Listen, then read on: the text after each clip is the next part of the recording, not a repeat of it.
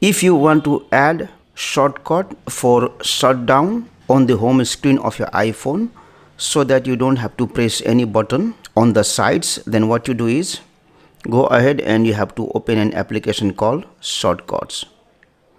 Open it, tap on this plus icon here, and here you have to search an action called shutdown. Select it and tap on this down arrow here which is on the side. Select add to home screen.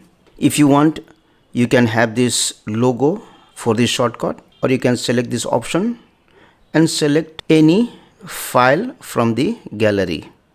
For example, this one, and then choose. After that you can tap here and then you can rename this shortcut. You can rename as shutdown and then add. So you can see a shutdown shortcut is created. If I tap on it, then you will get the option to shut down. If you want to shut down, select this option, shut down. Thank you for watching the video. Please like, share and comment on the video if you found it helpful.